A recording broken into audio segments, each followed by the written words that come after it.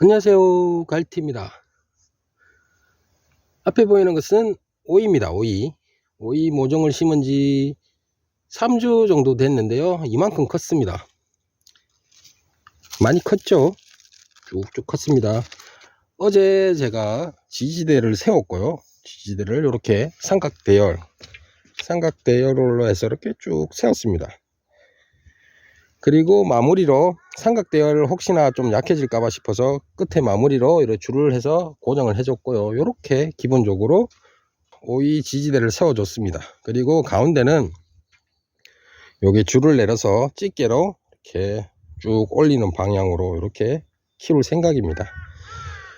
오이는 12포기 심었고요. 12포기 하면 저희 집에서 먹고 남아요. 그리고 뭐 이웃한테 나눠줄 정도의 굉장히 많은 양이 나옵니다. 보통 제가 작년에도 해보니까 요 한 포기에 한 15개에서 많게는 16개, 17개가 나오더라고요. 그러니까 굉장히 많은 오이가 나오죠. 그리고 이 오이를 이렇게 쭉 줄을 튀어서 쭉 올라가잖아요. 그래서 어느 정도 한 10개에서 한 15개 정도 하면 얘가 좀 약간 시들시들해지고 흰 가루병이 좀 많이 생겨서 죽는 경우가 많아요. 그래서 보통 제 기준입니다. 제 기준. 오이를 한 10개에서 15개 따먹을 정도 되면 시기가 언제쯤 될라나 한 6월 말부터 해서 한 7월 달쯤 되면 오이가 미친듯이 달리고 병이 오기 시작합니다. 그래서 저는 한 6월 한 중순쯤에 오이씨를 사놨거든요. 오이씨를 사서 상토에 다시 모종을 냅니다. 그래서 얘들이 한 7월 초에서 한 7월 중순쯤에 오이를 많이 수확하고, 수확할 때쯤 되면 뭐 흰 가루병이 많이 옵니다. 그때 막 약을 막 쳐서 방제를 하느니 차라리 6월 중순쯤에 모종을 내서 그때 다시 심어도 오이를 최소한 10개 정도는 따먹을 수 있거든요. 저는 그렇게 오이 농사라기보다 오이를 재배를 합니다. 뭐 어떤 분들은 오이가 쭉 크면 꽈리를 틀어서 이렇게 쭉 올리는데, 저는 그 방법을 해봤는데 여기 지나다니다 보면 뭐 걸려서 줄기가 뜯어지고 해가고 이런 경우도 있고, 뭐 병이 많이 와요.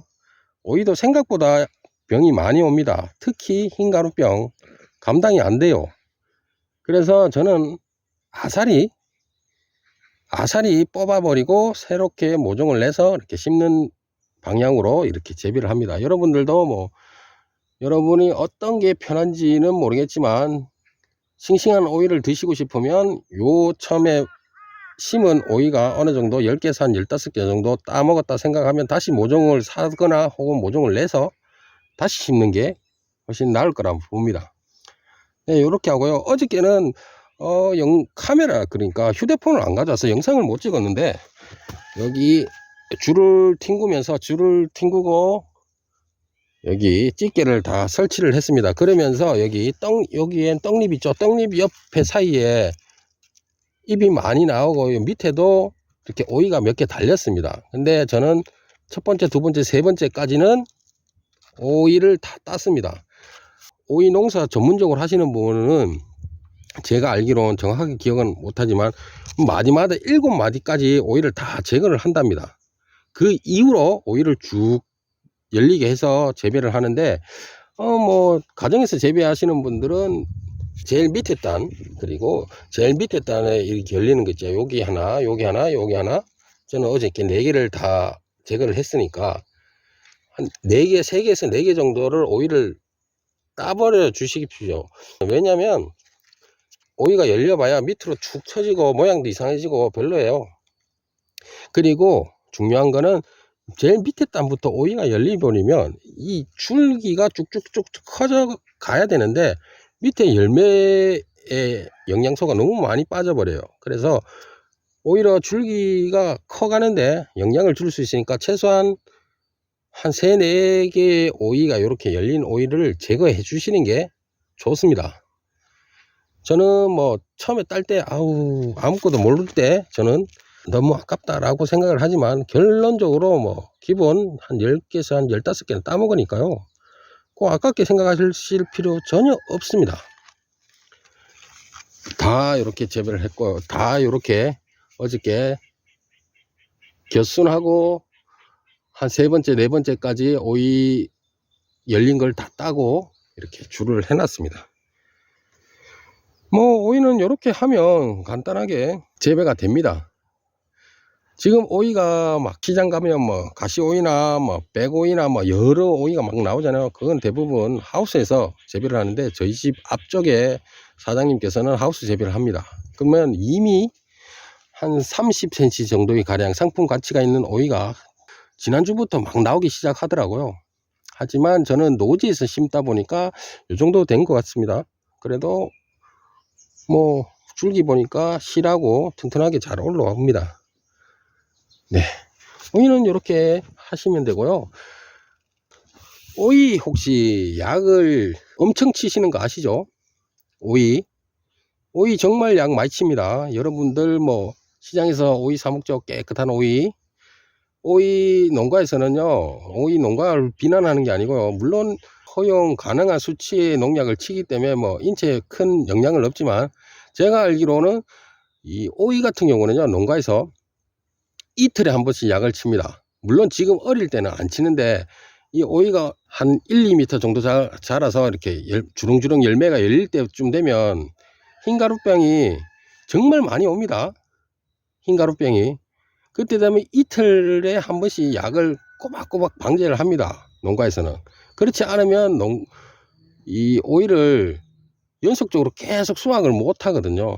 그래서 정말 약을 많이 치는데요, 저 같은 경우는 뭐 저희 집에서 먹기 때문에 그렇게 약은 많이 안 칩니다. 흰가루병이 올 시기쯤 되면, 흰가루병 같은 경우는 대부분 한 중순쯤부터 비가 좀 많이 오고 이러면 여기에 뭐라고 해야 되지, 허옇거나 누렇거나 뭐 이렇게 옵니다. 그때 되면 영상을 다시 한번 찍어 드릴 텐데요, 그때쯤 되면 제가 한두 번 치지 그 외에는 잘 안 칩니다. 그래서 뭐 대부분 오이가 잘 죽어요. 약을 많이 안 치니까요. 약을 많이 치면 저희가 먹기도 애매하고, 그리고 약을 안 치니까 얘들이 잘 죽으니까, 그래서 좀 전에 말씀드렸듯이 모종을 내 갖고 다시 심는 방향으로 이런 식으로 합니다.